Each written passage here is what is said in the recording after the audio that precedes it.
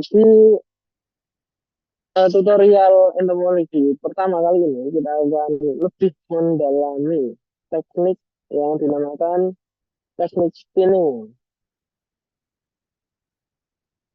Nah, yang pertama, pengertian teknik spinning. Nah, teknik spinning ini adalah metode pengawetan serangga kering yang umum dilakukan terutama untuk serangga yang memiliki tubuh keras. Nah, proses ini itu melibatkan penusukan. Nah, penusukan itu ya pinning itu tadi kepada serangga dengan pin entomologi atau pin serangga atau insect pin. Yang dimana pin ini itu ditusukkan pada bagian tubuh serangga yang spesifik seperti bagian tengah dada, yakni menembus mesotoraks hingga sternum untuk sebagian besar spesies serangga. Nah, kan tapi di sini teknik pinning yang kita akan pelajari itu kita akan memilih yakni lalat yang dimana untuk teknik pinningnya itu eh, ditusukkan jarum pin untuk lalat itu di bagian dorsal, tepatnya di bagian sayap sebelah kanan, dan nanti menembus ke bagian ventral, dan di bagian ventralnya itu tembus ke sternumnya atau tepat di bagian tengahnya. Jadi nanti posisinya itu dia jarumnya itu agak miring. Tuh. Kemudian selanjutnya untuk pilih selanjutnya kita akan memilih serangga-serangga kecil seperti nyamuk dan juga hematofobia iritan. Yang dimana serangga serangga yang kecil seperti itu piningnya khusus, nggak ditusuk jarum tubuhnya karena terlalu kecil. Akan tapi dia ini eh, di kertas segitiga, yang dimana kertas segitiganya ini sebagai media penempelan serangga. Gitu. Jadi kalau misal serangannya kecil ya nggak bisa di ini kan nggak bisa dipilih gitu.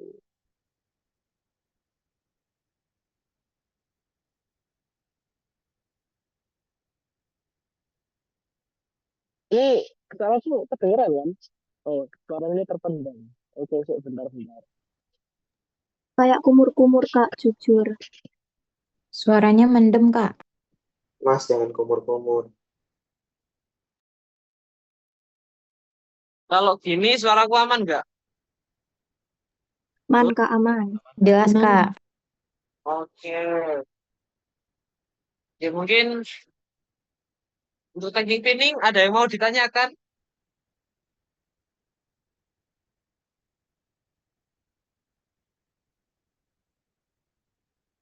Oke, mungkin udah aman ya. Mungkin kalau ada pertanyaan nanti raise hand aja. Jadi biar aku juga langsung jawabnya pertanyaan kalian. Oke, lanjut. Nah, ini adalah alat dan bahan teknik pinning. Yang mana alat dan bahan teknik pinning ini ada beberapa. Yang pertama itu ada si ether dan juga klorofon. Yang dimana itu fungsinya itu untuk mematikan serangga. Jadi untuk media mematikan serangga ini ada berbagai macam sebenarnya. Bukan ether klorofom aja. Bisa dari alkohol itu 20%. Bisa dengan kalian itu menggunakan obat nyamuk atau repelen. Kemudian bisa juga kalian menggunakan dimasukkan ke dalam kulkas. Itu juga salah satu eh, upaya dalam membunuh si serangga itu tadi. Kemudian selanjutnya ada insect pin. Nah, insect pin ini berguna untuk menusuk serangga yang ukurannya besar. Nah, jadi kalau serangga kecil itu nggak bisa ditusuk pakai insect pin. Nah, bisanya itu pakai media berupa kertas gigit itu tadi. Kemudian pinning block. Nah, pinning block ini itu hampir sama seperti styrofoam, akan tetapi dia ini bisa untuk mengatur ketinggian dari serangganya yang akan ditusuk itu tadi. Kemudian selanjutnya styrofoam. Nah, styrofoam ini adalah media untuk menempelkan sediaan. Kemudian lanjut, selanjutnya ada kanah, ada balsam. Fungsinya ini sama kayak kutek kuku, yakni untuk eh, media perekat serangga kecil. Kemudian ada loop. Nah, loop di sini itu berguna untuk alat untuk identifikasi serangga. Jadi untuk mengetahui ini itu spesies apa, biar kalian itu lebih eh, spesifik jawab spesiesnya. Kemudian lanjut ada kertas segitiga. Nah, kertas segitiga ini fungsinya ya sebagai media untuk menempelkan serangga berukuran kecil. Nah, untuk alat identifikasi nggak hanya loop aja sebenarnya. Ada yang namanya mikroskop stereo. Nah, mikroskop stereo ini emang berfungsi untuk melihat eh, hewan-hewan yang berukuran kecil akan tapi nggak berukuran mikroskopis. Begitu. Jadi untuk mengetahui seperti anatomi tubuhnya, kemudian ciri khusus tubuhnya, gitu. Jadi untuk alat identifikasinya nggak hanya loop aja sebenarnya. Ada si eh bentar. Moro-moro lupa. Mikroskop stereo. Mungkin dari sini ada yang mau ditanyakan?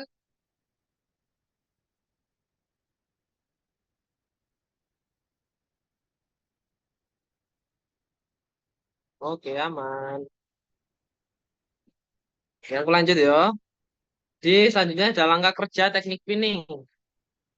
Untuk teknik pinning sendiri, langkah kerjanya itu ya seperti berikut ini.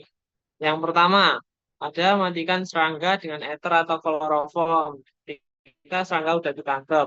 Nah, bisa diganti juga dengan alkohol 70%. Atau bisa juga dengan kalian memasukkan ke dalam freezer. Nah, ini berfungsi untuk agar selain si serangganya mati, juga agar serangganya ini bisa berkurang gitu masa atau waktu pembusukannya. Kemudian lanjut kedua, yakni kembangkan sayap, kemudian bentangan kaki-kakinya. Nah, sebenarnya sebelum kembangkan sayap dan bentangan kaki-kakinya, ini serangganya ini kalau misal kalian eh, media mematikannya itu pakai ether, kloroform, dan juga media-media yang lain, itu kalian sebenarnya harus mengeringkan terlebih dahulu. Jadi harus diangin-anginkan dulu lalat-lalatnya dan juga si nyamuk-nyamuknya biar nggak basah. Jadi biar kalian itu pas waktu pinning itu lebih enak. Kemudian lanjut selanjutnya yang ketiga itu serangga yang sudah mati dipegang dengan ibu jari dan telunjuk. Jadi sebelum mereka dipinning, kalian itu harus memegang serangganya lebih dahulu agar kalian pas waktu pinning itu bisa dengan mudah gitu. Lanjut ke nomor 4. Setelah itu, setelah kalian pegang, kalian itu harus menusuknya dengan insect pin ataupun pin baja di bagian toraks di antara pangkal sayap bagian tengah sebelah kanan. Ini sotoraks menembus ke mesosternum. Jadi mungkin nanti pas waktu tutor offline kalian bakalan lebih tahu gitu. Di mana sih di mana tempat kalian itu menusuknya yang benar. Mungkin lanjut juga ke step kelima, yakni serangga kecil diletakkan di atas ujung kertas segitiga menggunakan Kanada balsam, lem, atau cat cukur jernih. Nah, untuk step kelima ini khusus untuk serangga-serangga kecil yang nggak bisa dipin. Contohnya nyamuk, kemudian ada kalau lalat hematobula iritan, jadi yang nggak bisa ditusuk oleh insektin. Jadi pakainya itu si kertas segitiga itu tadi. Yang mana kertas segitiganya itu ditusukkan ke insektin, kemudian kertas segitiganya di ujungnya itu dikasih yang namanya Kanada balsam atau si kutek itu tadi, kutek kuku. Kemudian setelah dikasih kutek kuku ujungnya, si serangga-serangga kecil ini tadi ditempelkan ke ujung si kertas segitiga gitu. Kemudian lanjut, selanjutnya ada identifikasi dengan loop atau stereo mikroskop. Kalau misal dengan loop itu kurang, kalian kayak kurang ngelihat ini itu sebenarnya spesies apa, kemudian secara anatomis tubuhnya itu kurang terlihat, kalian bisa menggunakan stereo mikroskop. Soalnya stereo mikroskop itu lebih jelas. Kalau kalian mau ngelihat si anatomi tubuhnya dan ciri khususnya spesies-spesies tertentu dari serangga. Kemudian selanjutnya setelah diidentifikasi, eh, salah, salah.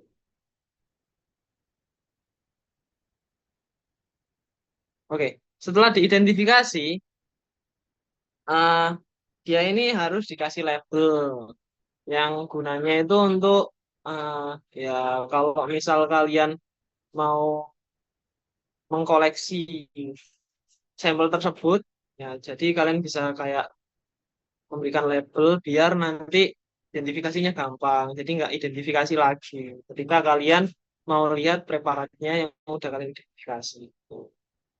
Nah, labeling ini ada eh, tata caranya. Yang pertama, yang harus ditulis paling atas itu adalah nama spesiesnya. Kemudian selanjutnya tanggal pembuatan sampel. Kemudian selanjutnya itu tempat kalian nemuin sampel pertama kali itu di mana. Kemudian selanjutnya baru nama kolektor.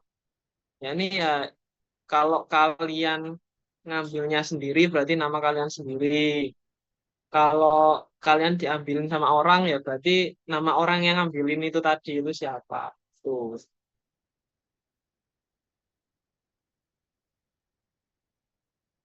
Kemudian setelah di labeling lanjut ke step selanjutnya dan ini tuh stepnya itu bisa dilakukan bisa enggak ya ini di oven.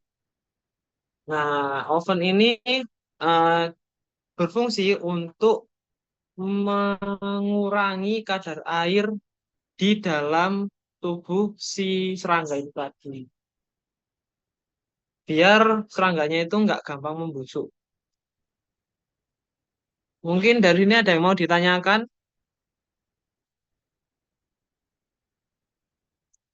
Kak, izin nanya, Kak. Untuk alat dan bahan, itu oven termasuk alat dan bahan juga nggak, Kak? Untuk sebenarnya oven itu masuk alat dan bahan. Tapi karena oven yang di step 8 itu adalah opsional, bisa dilakukan bisa enggak. Ya, jadi mungkin kalau di laprak itu nggak usah kalian lampirin lah oven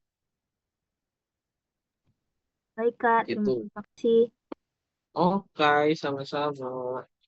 Mungkin ada yang mau ditanyakan lagi, guys.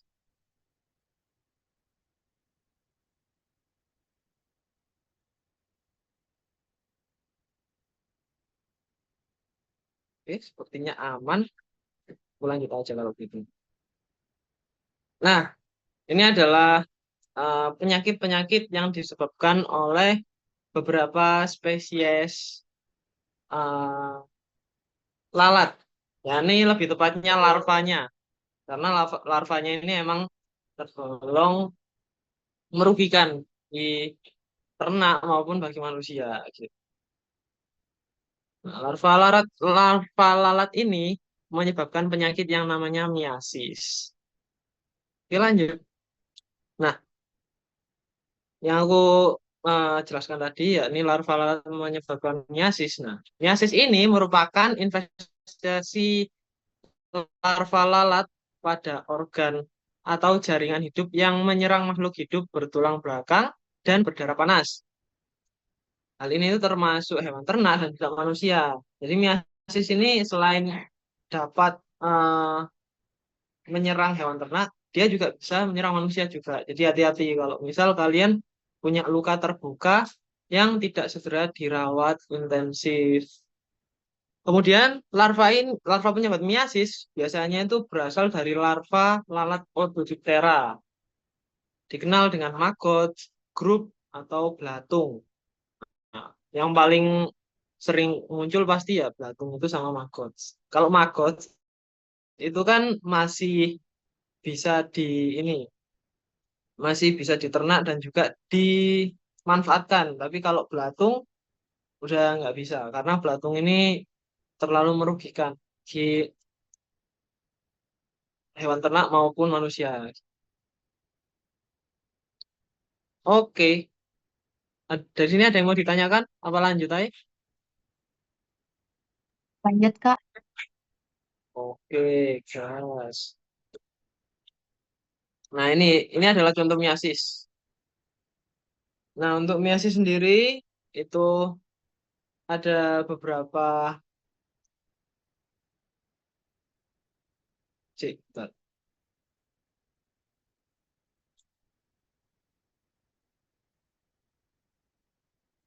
Untuk meiosis sendiri ada beberapa tipe ya, teman-teman. Ada meiosis yang berada pada permukaan kulit, ada juga meiosis yang berada di eh, rongga-rongga tubuh, dan juga ada juga meiosis yang berada pada saluran-saluran pencernaan. Nah, meiosis ini bisa dilihat di sini itu.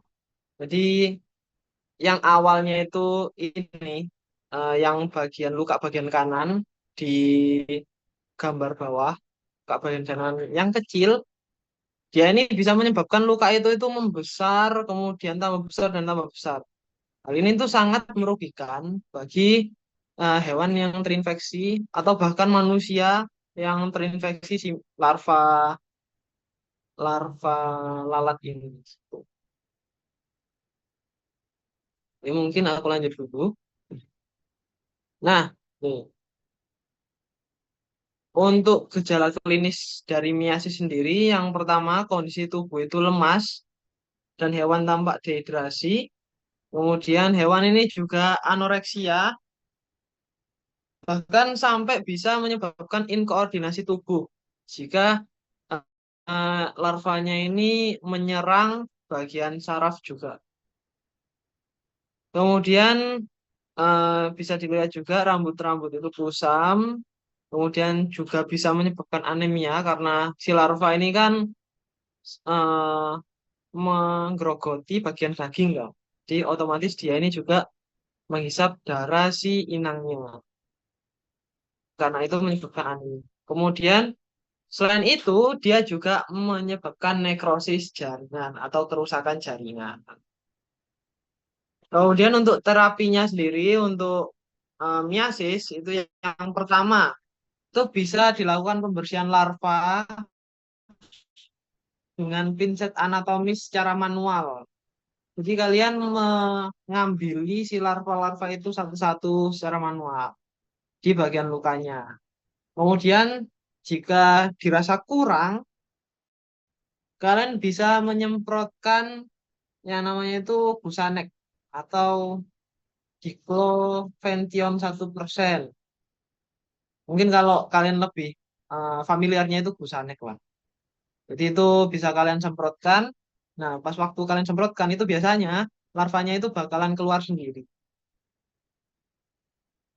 Kemudian kalau kalian semprot Busanex juga itu menyebabkan lalat-lalat itu nggak mau hinggap, nggak mau hinggap ke lukanya. Nah, kemudian selanjutnya bagian luka itu diirigasi dengan antibiotik.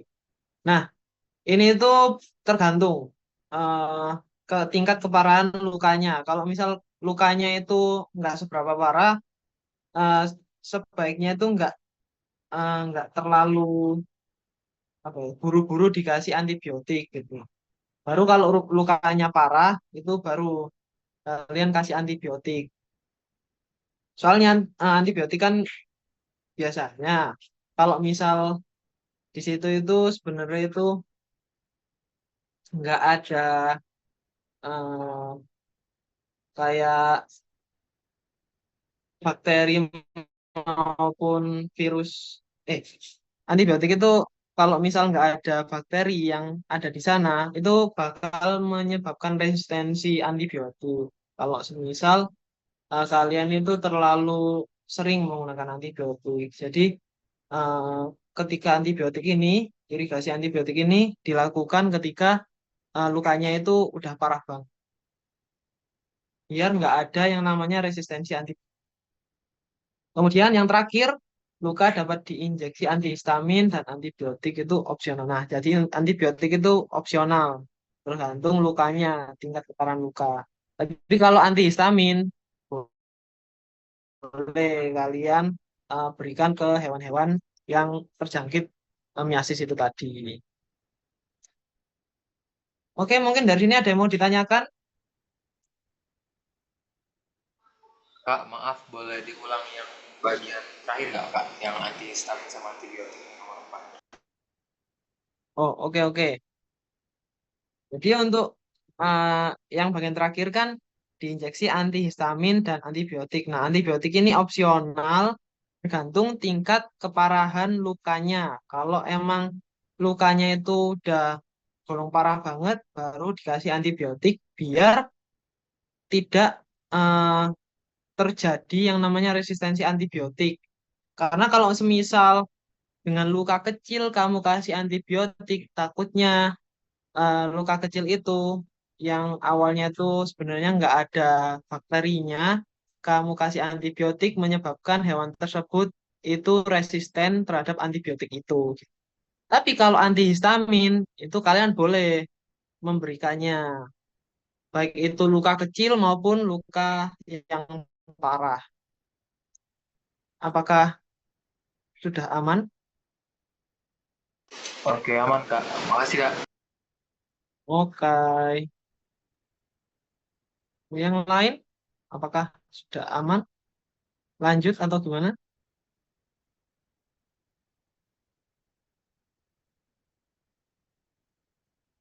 Oke, Lanjut, lanjut. Kak. Ibu. Nah, ini klasifikasi miasis berdasarkan asalnya. Yang pertama, nah miasis itu ada beberapa fase. Yakni ada fase yang pertama itu dilakukan oleh lalat primer, kedua lalat sekunder, dan ketiga lalat tersier.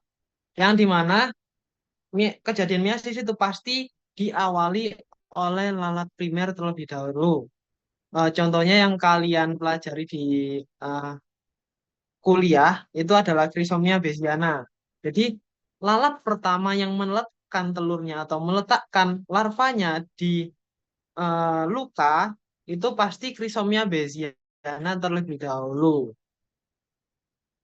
Kemudian dilanjut ke lalat sekunder.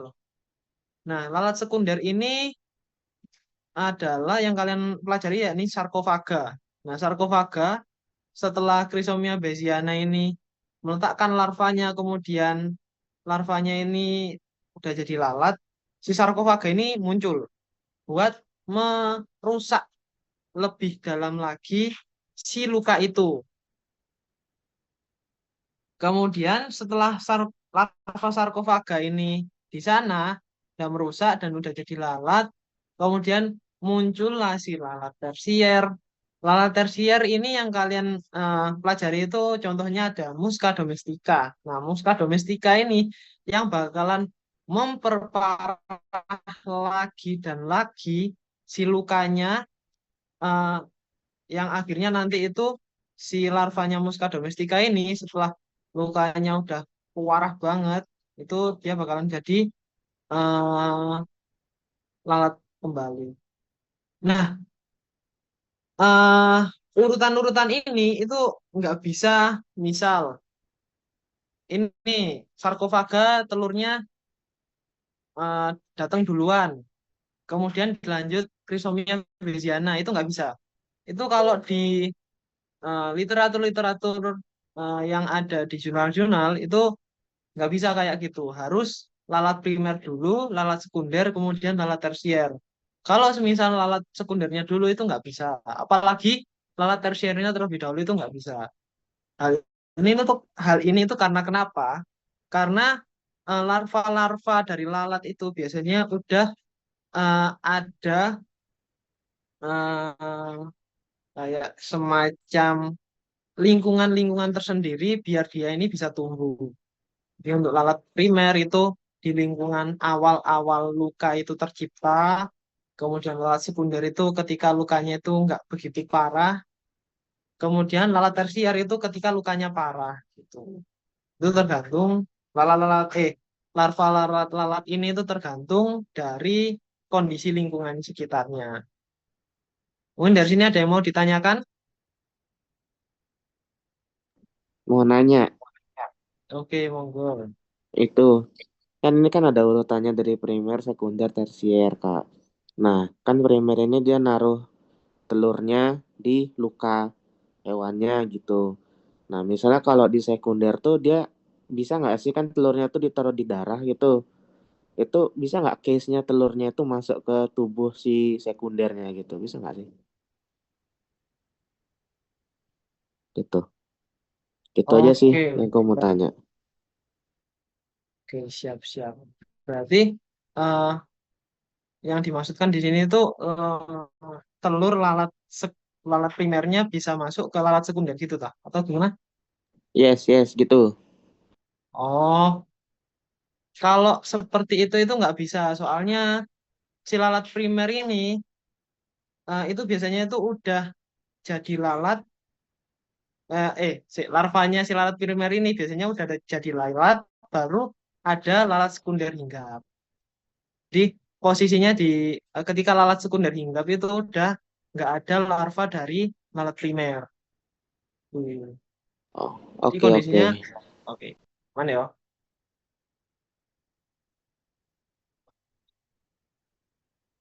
Mungkin dari sini ada yang mau ditanyakan, guys.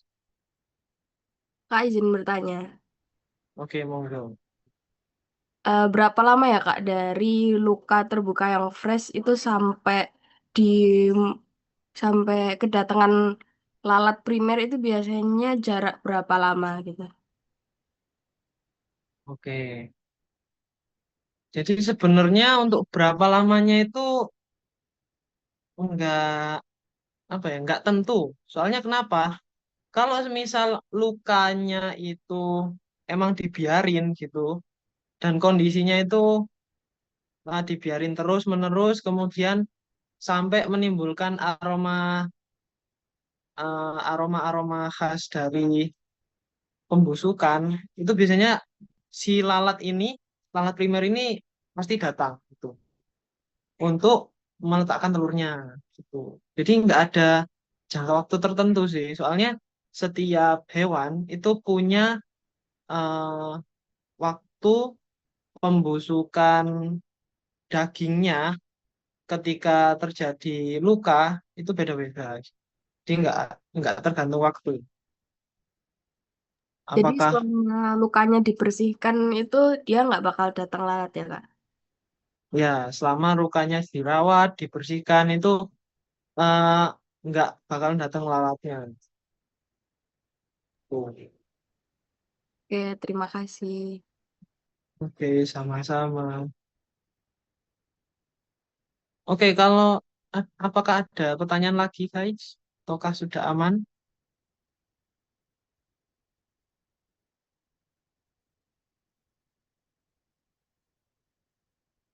Ya, mungkin aman ya. Oke, aku lanjut.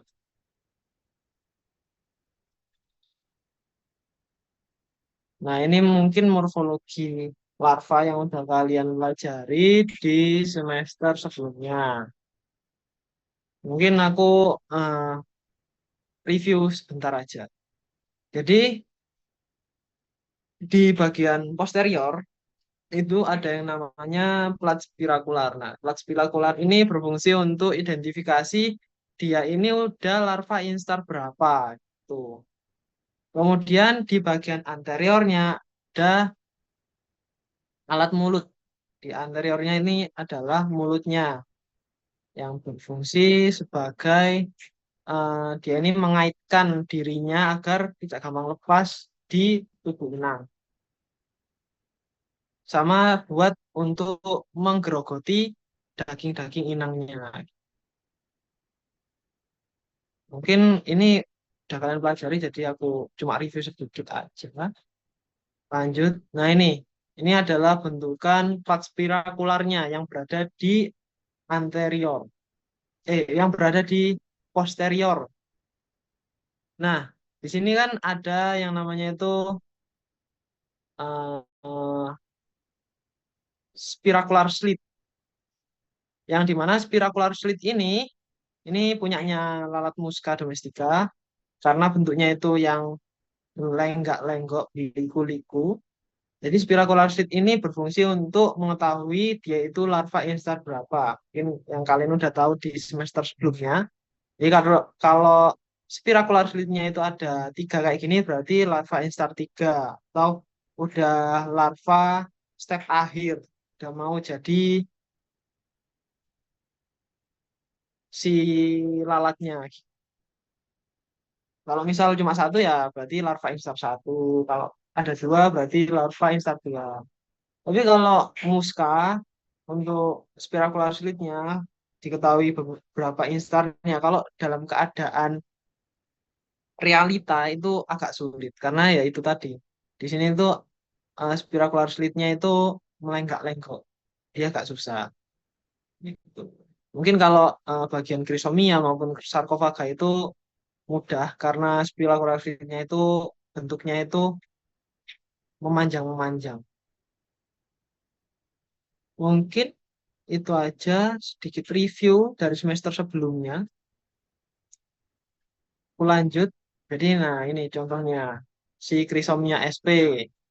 Peritremnya itu tidak lengkap dan tidak mengelilingi spirakel secara menyeluruh. Jadi peritremnya itu yang ini. Kemudian dia ini tidak ada buton.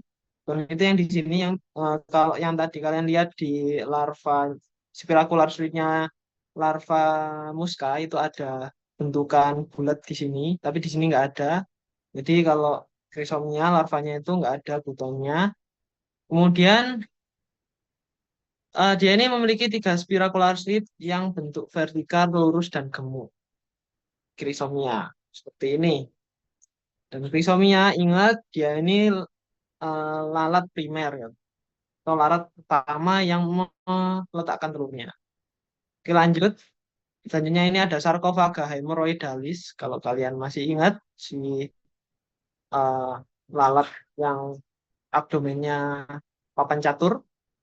Dia ini memiliki peritrem yang tidak lengkap. Peritremnya ini kalian harus ingat. Kemudian tidak ada butonnya. Kemudian spiracular sheath-nya itu memanjang dan tipis. Nih kayak gini. Kemudian lanjut ke Musca domestica. Musca domestica peritremnya itu lengkap. Jadi ini peritremnya lengkap mengelilingi spiracular slit. Kemudian dia ini terdapat button. Nah, buttonnya itu ini yang bentukannya bulat di bagian tengah-tengah atau di bagian medialnya. Kemudian dia ini juga memiliki 3 spiracular slit yang bentuknya itu berkelok-kelok seperti cacing. Set, set, set, set, set, set, set, set, set, set, set. Mungkin dari sini ada yang mau ditanyakan mengenai review larva sebentar ini.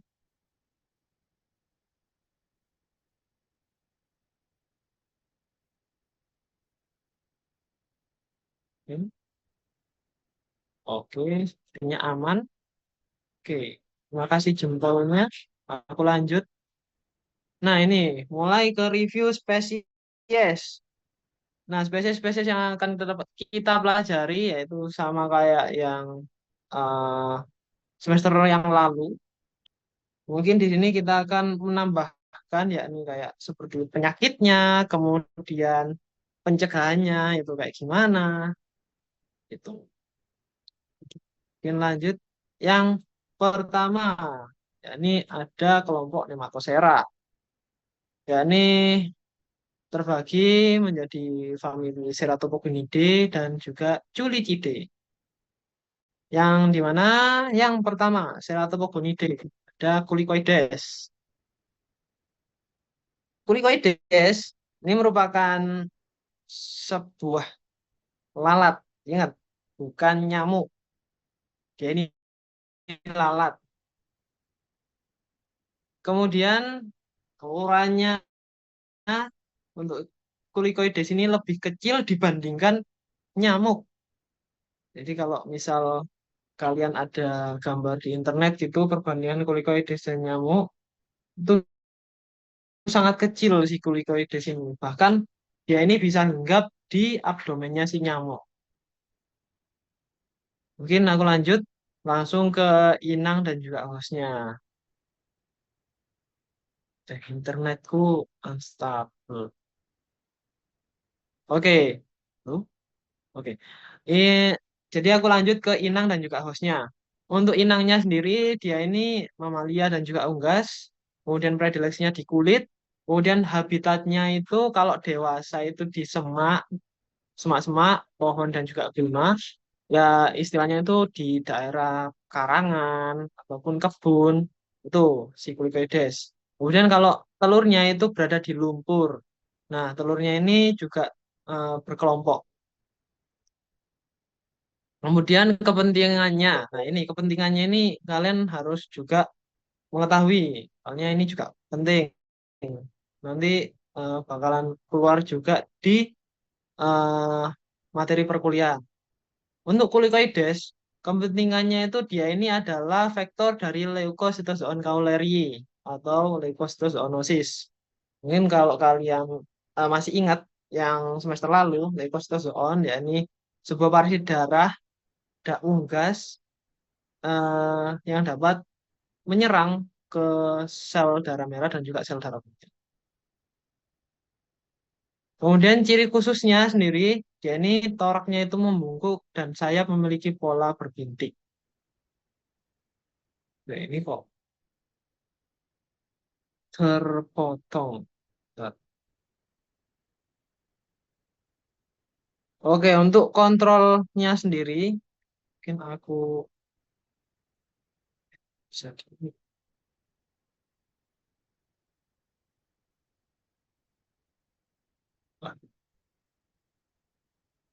Untuk kontrolnya sendiri, dia ini adalah bahan repelen, insektisida, dan juga light trap. Nah, bahan repelen ini bisa kayak autan, kemudian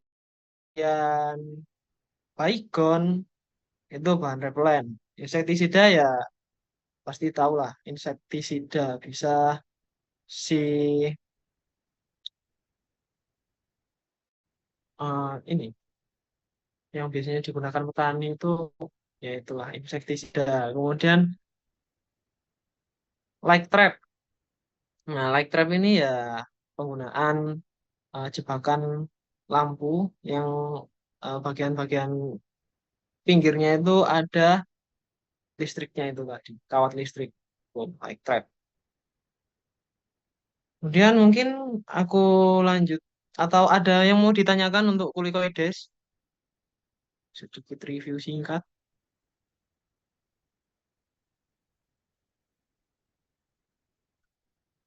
Mungkin aman lah ya, review singkat kok. Oke, aman. Oke, lanjut. Eh, oke, selanjutnya ada Julek sih. Kemana Julek sih?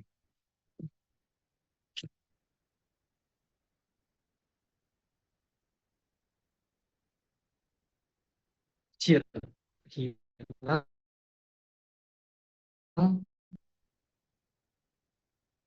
Bentar, guys, bentar, guys.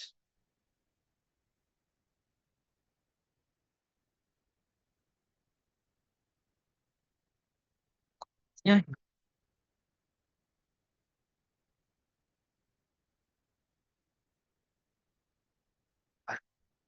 hilang, guys. Nah, aku mau lihat dulu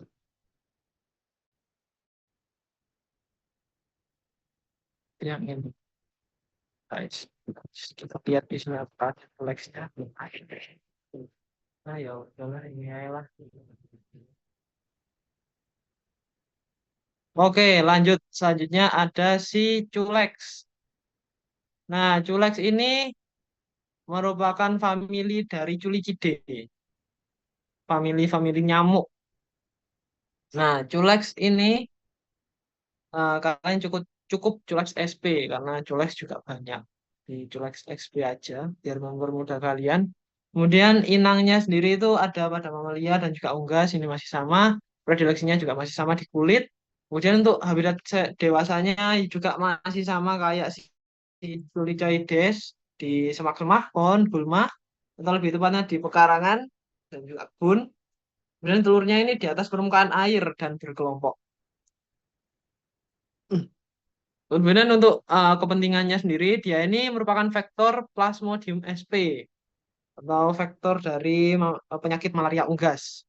Kemudian juga dia ini vektor dari Dirofilaria imitis atau cacing jantung dan juga filariasis. Nah, jadi selain vektor dari protozoa, dia juga bisa menjadi vektor dari cacing. Kemudian ciri khususnya sendiri, palpus dan proboscisnya itu tidak sama panjang. Karena kan culex yang sama panjang itu si Anopheles. Kemudian kontrolnya masih sama, yakni ada bahan repellent, spraying, fogging, dan juga light trap. Bahan repellent masih sama, kayak autan. Kemudian untuk spraying ini bisa dibilang seperti insektisida, dan juga fogging juga masih sama seperti insektisida, tapi penggunaannya itu berbeda. Untuk spraying itu ya kalian kayak apa ya, spray kan menyemprotkan air, tapi kalau fogging itu bentukannya itu udah dalam bentukan asap. Kemudian light trap juga masih sama, mungkin kalian juga tahu light trap itu yang kayak gimana, udah aku jelasin tadi.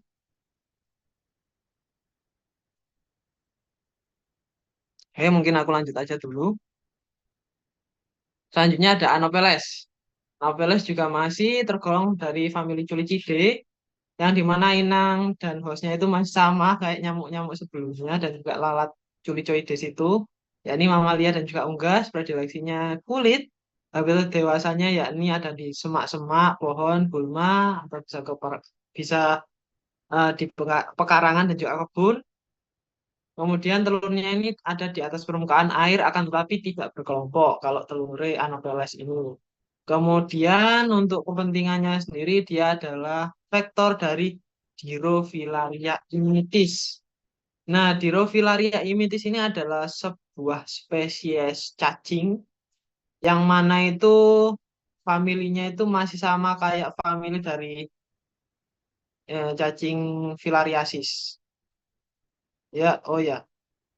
Mungkin aku tambahin aja untuk Dirofilaria imitis ini kan cacing jantung.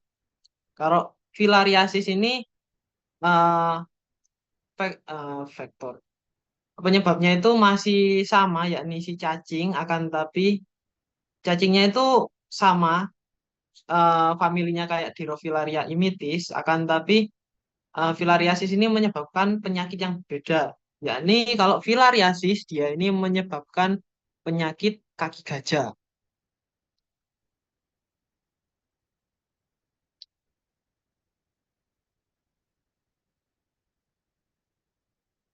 Kemudian lanjut, ini dia juga untuk Anopheles itu dia merupakan vektor dari Plasmodium sp atau malaria unggas, juga sama kayak Culex juga.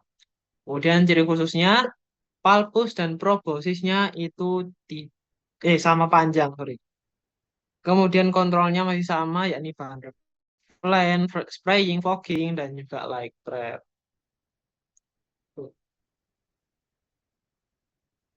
Oke, lanjut. Selanjutnya ke Aedes aegypti.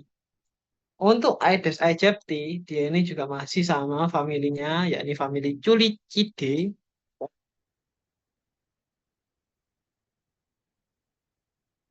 Nah, share screen-nya nge-stop di brasi saya. Oh iya, anjir. Sorry, sorry.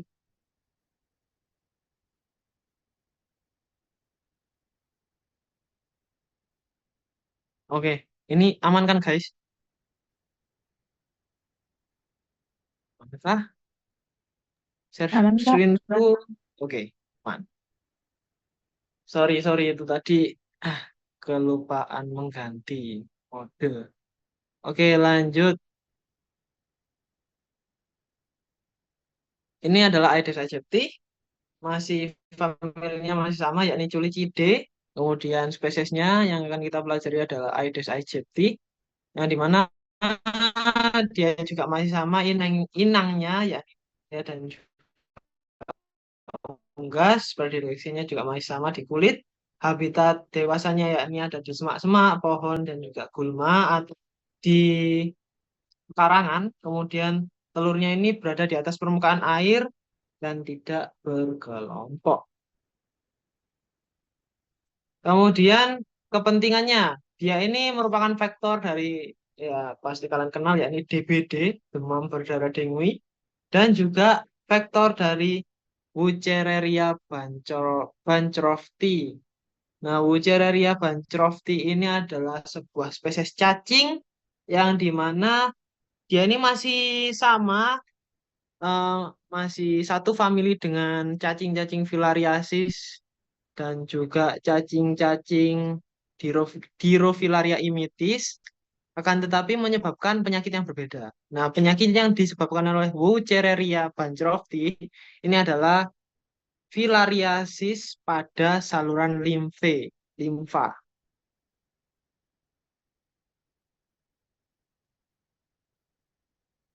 Kemudian untuk ciri khususnya sendiri, seluruh tubuhnya ini memiliki pola belang hitam putih untuk Aedes aegypti. Kemudian kontrolnya masih sama, yakni ada bahan repellent, spraying, fogging, dan juga light trap. Oke, lanjut. Selanjutnya ke Brachycera atau golongan-golongan eh, lalat yang besar. Ya, ini ada di Tabanidae, yakni Tabanus rubidus dan Tabanus megalops. Oh ya, mungkin di slide nyamuk ada yang mau ditanyakan.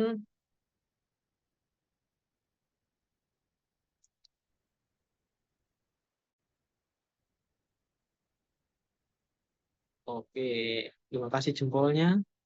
Berarti aman yo. Oke, lanjut kalau gitu. Ke Tabanus SP. Tabanus SP yang kita pelajari adalah Tabanus rubidus dan juga Tabanus megalops. Yang dimana inangnya sendiri ada di kuda, sapi, kerbau. Jadi mungkin kalian yang dapat Tabanus kemarin, kebanyakan aku tanya-tanya ke anak-anak 24, itu kebanyakan ke stable. Jadi emang bener, dia ini paling sering itu menyerang ruminansia dan juga menyerang kuda yang tergolong mamalia-mamalia besar. Kemudian habitatnya sendiri itu aquatic, yakni suka pada air berlumpur dan juga selokan atau parit-parit di persawahan. Nah ini maksudnya akuatik ini, dia ini suka di tempat seperti itu ya. Tapi itu ketika dia ingin bertelur atau beranak pinak, itu dia suka ke air yang berlumpur. Kalau semisal dia ini lagi kepingin makan, ya dia bakalan mendatangi tempat-tempat yang ada itu tadi. Ada kuda, sapi, dan juga kerbau. Kemudian predileksinya itu ada di daerah sekitar abdomen, sekitar pusar, dan daerah kaki, kepala, leher, dan bahu. Kemudian kepentingannya sendiri merupakan vektor dari Trypanosoma evansi atau penyakit surah yang eh, berbahaya juga, termasuk tergolong penyakit yang berbahaya, yang menyerang sel darah merah. Kemudian ciri khususnya sendiri untuk Tabanus rubidus itu kalusnya pendek seperti jarum pentol terbalik.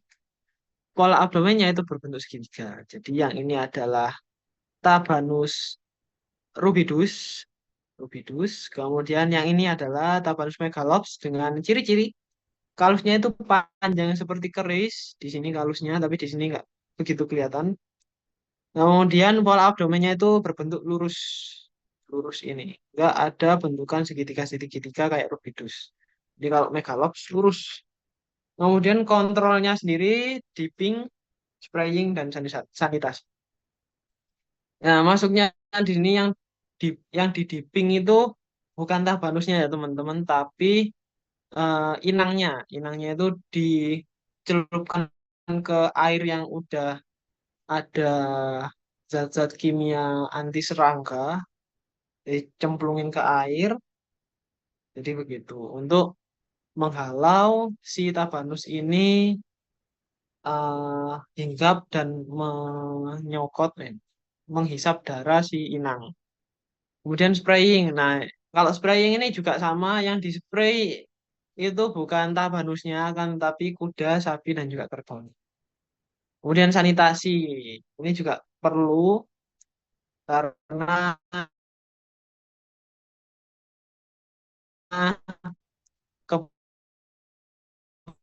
kebersihan lingkungan kandang. Yang lanjut. Nah, ini perbedaan kalus masalnya. Kalau Megalops itu bentar. Internetku gak stabil. Bentar. Apa? Lalu, oh udah. Untuk Tabanus megalops, kalus basalnya itu bersifat rektangular. Jadi bentukannya itu kotak gini di bagian kalus basalnya. Tapi kalau rubidus itu kalus basalnya itu berbentuk seperti segitiga gini. Segitiga.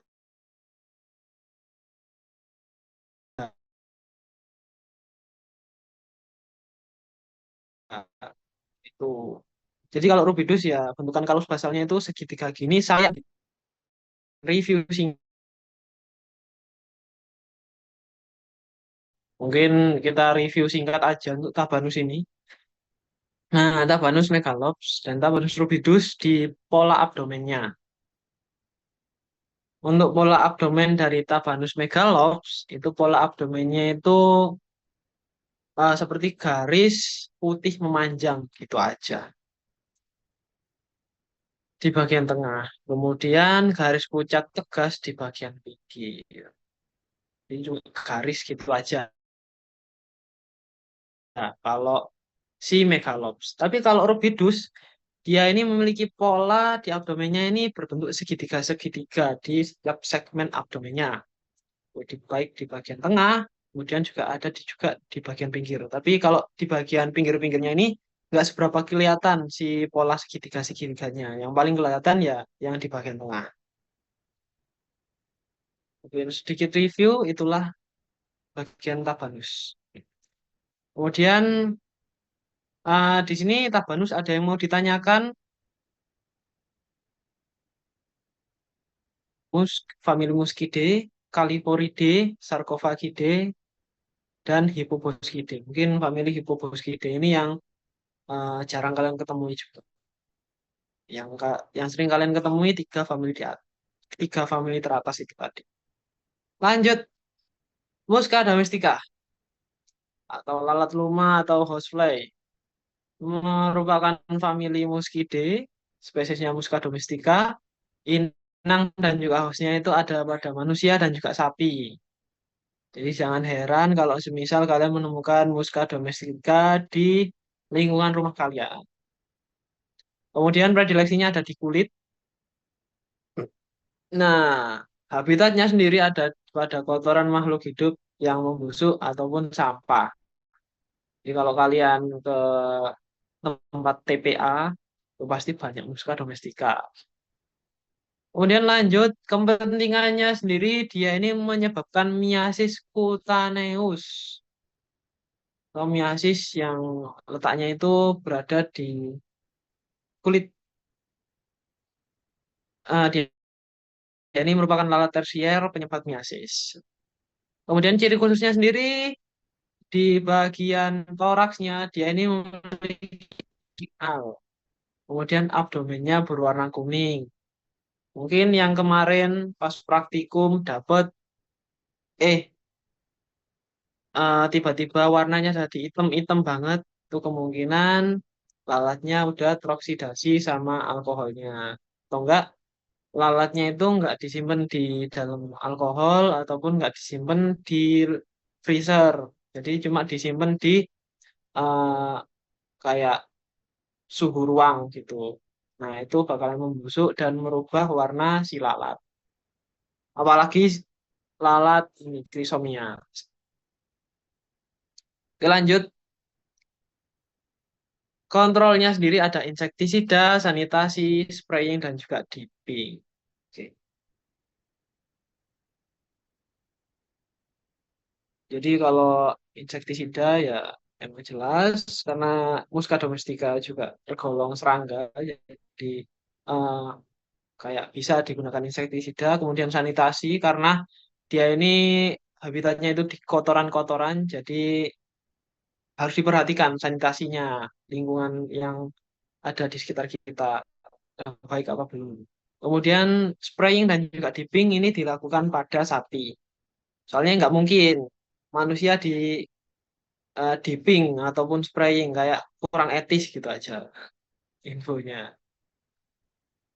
Oke, lanjut ke Stomopsis calcitran. Stomopsis calcitran masih familinya sama, yakni famili Muscidae. Spesiesnya Stomopsis calcitran, inangnya ada di kuda dan juga sapi. Predileksinya berada di kulit daerah kaki.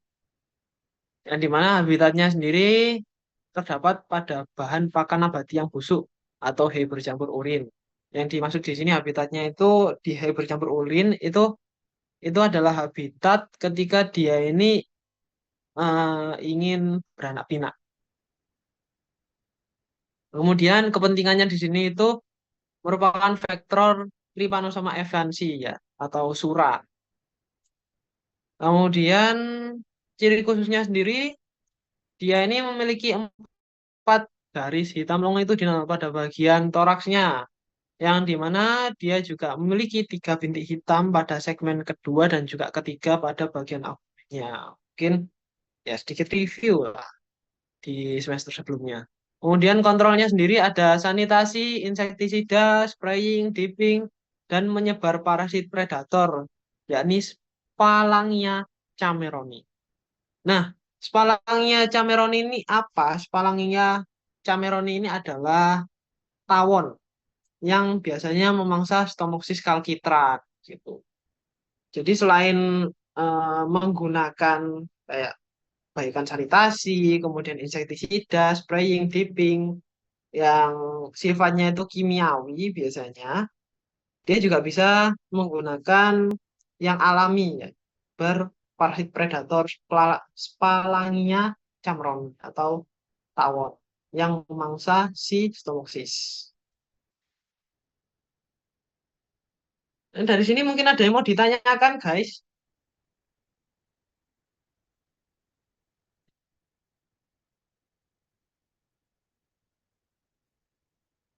Halo. Oke, terima kasih jempolnya. Sepertinya aman. Lanjut. Hematobia iritan. Hematobia iritan. Famili dari Muscidae. Spesiesnya Hematobia iritan. Inang dan hostnya itu ada pada sapi, kerbau, dan juga domba. Yang dimana predileksinya ada pada pangkal tanduk, punggung, bahu, dan juga perut. Nah, hematobia ini iritan ini adalah termasuk spesies lalat yang nggak bisa dipining. Harus ada alat bantunya berupa kertas segitiga karena ukurannya yang kecil.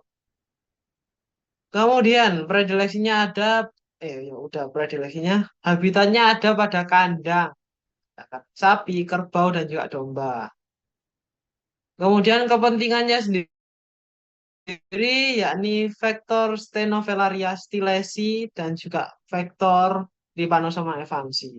Untuk Stenovelarianya ini adalah cacing, kemudian untuk Trypanosomanya yakni vektor Trypanosoma ini adalah si protozoa. Kemudian untuk ciri khususnya sendiri, dia ini memiliki ukuran tubuh lalat yang paling kecil, namanya juga Hematobia irritans. Irit, hemat, morfologinya juga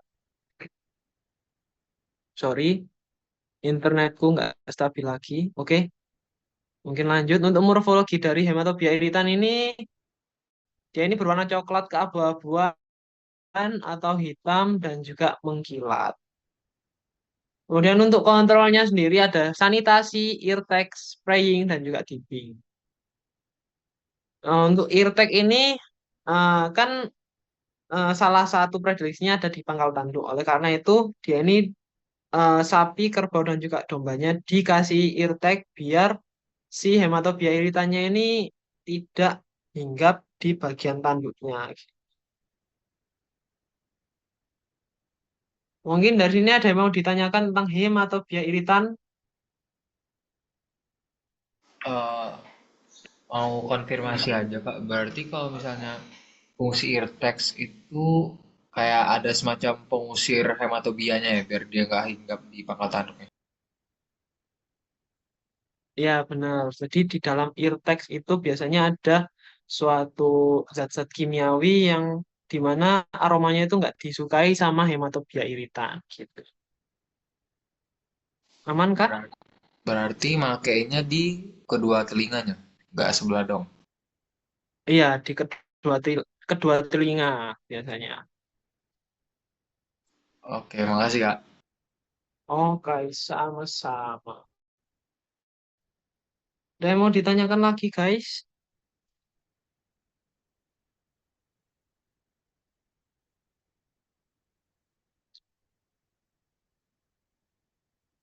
Oke, oke. Terima kasih jempolnya. Aku lanjut kalau gitu. Lanjut ke Chrysomia SP. Yang dimana kita akan belajar tentang Chrysomia megacephala dan juga Chrysomia bayesiana. Yang mana inang dan juga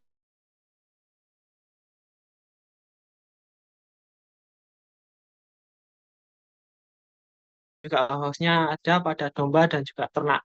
Yang mana khususnya Chrysomia bayesiana itu penyebab eh, eh menjadi lalat primer penyebab awal terjadinya miasis. Kemudian predileksinya ada pada luka terbuka pada inang definitif. Kemudian habitatnya ada pada kandang untuk Chrysomia bayesiana dan juga pasar daging dan juga ikan untuk Chrysomia megacephala. Kemudian untuk kepentingannya sendiri, ya ini penyebab miasis cutaneus primer untuk Chrysomia bayesiana dan miasis cutaneus sekunder untuk Chrysomia megacephala. Ciri khususnya sendiri tubuhnya itu berwarna biru kehijauan. Mungkin yang kemarin dapat Chrysomia bayesiana yang tiba-tiba jadi hitam, itu kemungkinan yang pertama terjadi pembusukan, yang kedua terjadi oksidasi yang sangat ekstrim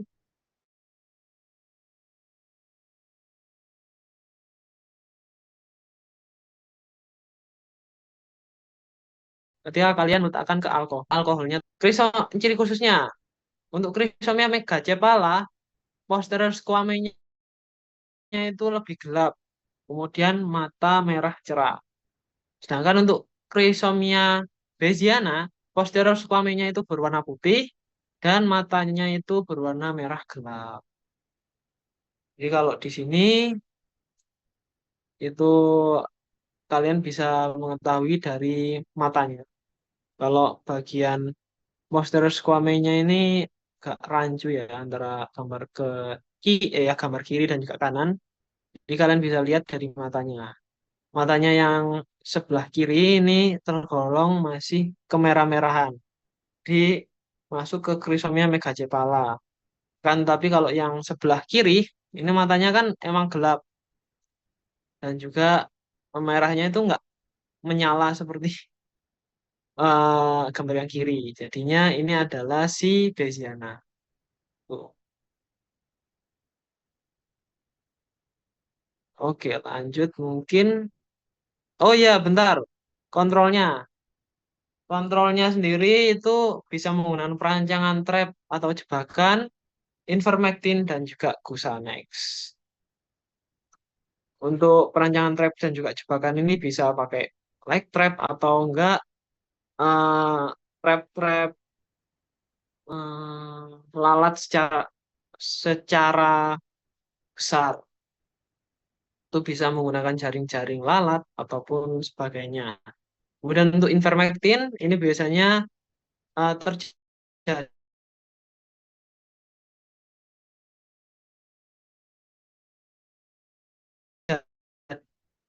atau diberikan kepada inangnya itu ketika injeksi. Kemudian Gusanex. Gusanex ini Nah, untuk Gusanex. Gusanex ini biasanya itu diberikan ketika terjadi atau adanya luka pada inang atau host. Jadi Gusanex ini fungsinya biar nggak dihinggapin si Chrysomia bisiana, biar nggak terjadi yang namanya miasis.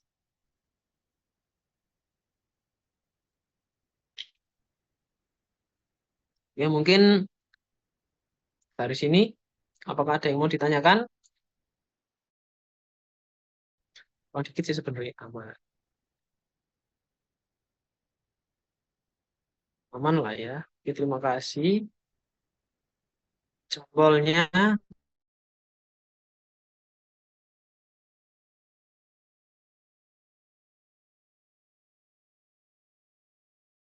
lanjut ke sarkofaga hemorrhoidalis. Seleksinya ada di pangkal tanduk, punggung, bahu, dan juga perut. Habitatnya sendiri ada pada warung, pasar, kemudian pasar daging, ada juga pada bangkai. Kemudian kepentingannya sendiri, dia ini menyebabkan miasis cutaneus sekunder atau sebagai lalat sekunder penyebab miasis cutaneus. Ciri khususnya, dia ini memiliki 3 garis longitudinal pada bagian toraksnya, kemudian abdomennya seperti papan catur. Dan ukurannya biasanya itu lebih besar dibandingkan Chrysomia dan juga Musca domestica. Tapi nggak sebesar Sitabanus. Kemudian kontrolnya sendiri bisa digunakan perancangan trap maupun jebakan, bisa menggunakan light trap ataupun berupa jaring lalat. Kemudian juga bisa digunakan ivermectin dan juga Gusanex. Ini untuk ivermectin dan juga Gusanex ini bisa mencegah ketika terjadinya miasis. Digunakan ketika terjadi miasis maupun eh,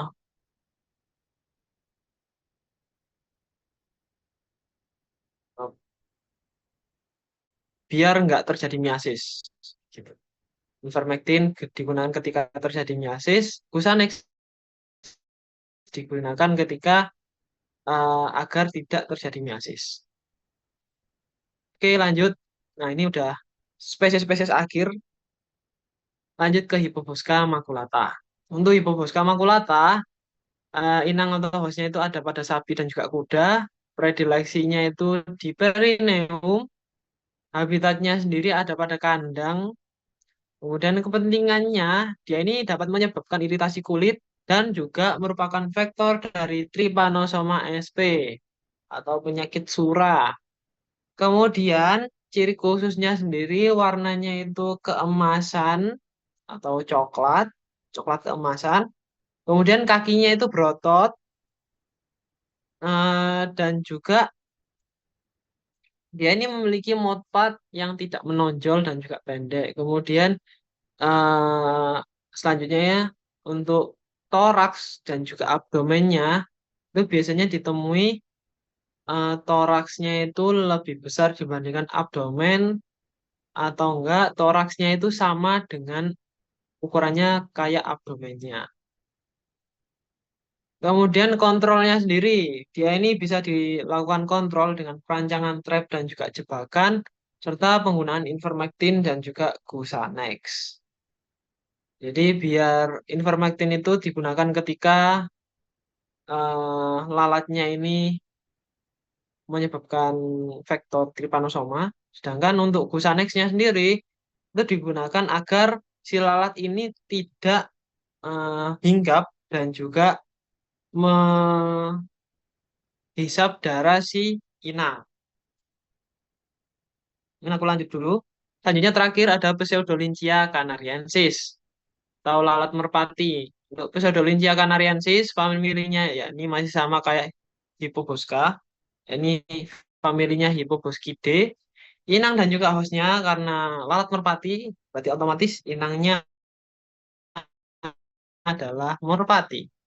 Predileksinya ada pada kulit, habitatnya sendiri ada di celah kandang merpati. Mungkin kalau kalian kemarin ada yang nyari pseudolincia dan ternyata nggak nemu, mungkin dia itu sebenarnya itu gini, ketika lapar dia itu bakalan hinggap ke merpatinya dan juga menghisap darahnya. Tapi ketika dia kenyang, dia ini bakalan berada di sekitaran kandangnya atau di celah-celah kandangnya itu tadi. Dan biasanya dia menghisapnya itu ketika malam hari. Kalau siang hari dia biasanya berada pada kandang-kandangnya. Kemudian kepentingannya sendiri dia ini vektor Hemoproteus columbae atau hemo.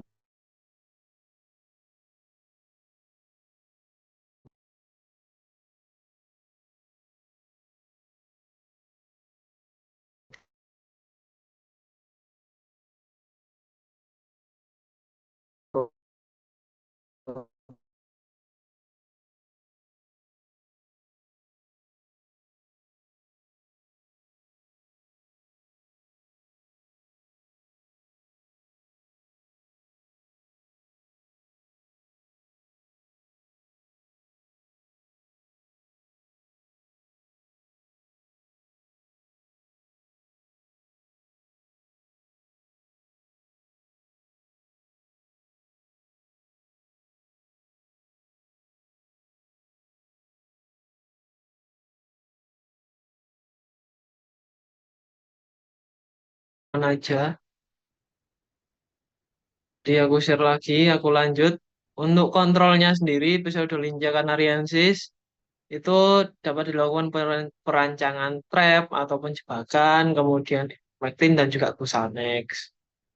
Masih sama ya, kayak si Hippobusca maculata.